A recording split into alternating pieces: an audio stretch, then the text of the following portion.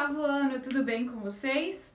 O meu nome é Vanessa Silvério, eu sou professora de redação e estou aqui hoje para darmos início ao módulo número 2. Peço que vocês peguem os seus livros, módulo 2, vamos iniciar na página 4, falando a respeito do apólogo.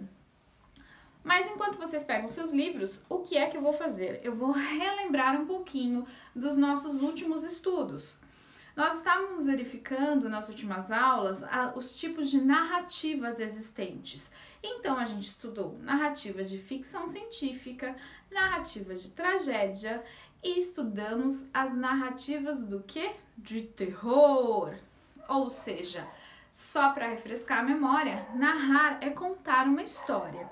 E todas as vezes em que eu conto uma história, que eu tenho uma narrativa, significa que eu tenho os 5 elementos obrigatórios que devem estar presentes: personagem, enredo, narrador, tempo e espaço. Tudo bem? Na aula de hoje, a gente vai verificar um outro tipo de narrativa, que é o apólogo, tá? O apólogo é uma narrativa de ficção, ou seja, vai utilizar o imaginário, que tem por objetivo provocar uma reflexão sobre suas atitudes cotidianas, por meio de ações realizadas por seres inanimados, apresentando um preceito moral. O que é que isso significa? Quando eu digo que é uma narrativa de ficção, significa que eu vou utilizar elementos do imaginário para compor essa narrativa, para compor essa história. Tem por objetivo provocar uma reflexão, ou seja, a história vai me impactar de alguma maneira, vai me fazer pensar. Provocar reflexão sobre as atitudes de quem lê, tá?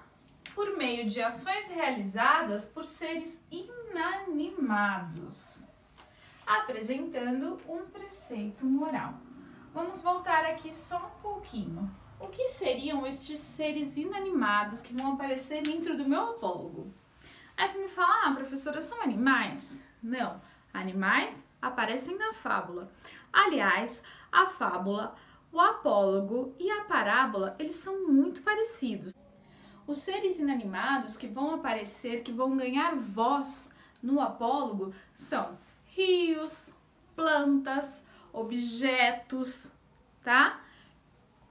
Coisas que geralmente estão ali paradinhas, ou seja, sem estarem animadas. Então, de repente, um pincel ganha voz, vira um personagem. De repente, uma colher ganha voz. Lembram de Alice no País das Maravilhas? Uma carta de baralho ganha voz, vira um personagem. Uma xícara, um chapéu, um gato, tudo bem? Só que aí o gato entra na parte da fábula, tá? Aqui a gente tá falando mais de objetos, árvores que ganham movimentos, tudo bem? Então aqui no apólogo, a diferença principal dele para a fábula é que aqui os seres são inanimados e na fábula quem ganha voz são os animais. E na parábola, quem é que ganha voz? Vamos pensar. No final, tem um preceito moral. O que é esse preceito moral? É a tal da moral da história.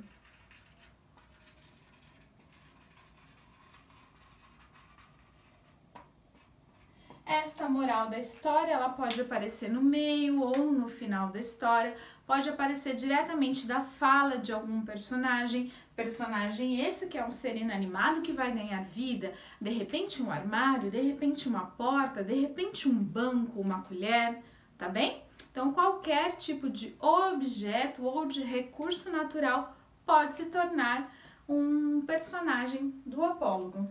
Deu para entender? Texto curto, cujos personagens são seres inanimados e no final tem um preceito moral. Se é uma narrativa, significa que o apólogo apresenta personagem, enredo, narrador, tempo e espaço. Tudo bem? Então eu vou pedir agora que vocês, por favor, deem uma olhadinha neste texto aqui, que está nas páginas 4 e 5. Peço a vocês que façam a leitura e com bastante amor e carinho, porque esse texto é do Machado de Assis. Vamos falar sobre ele na nossa sala virtual. Tudo bem? Então, um beijo e até lá!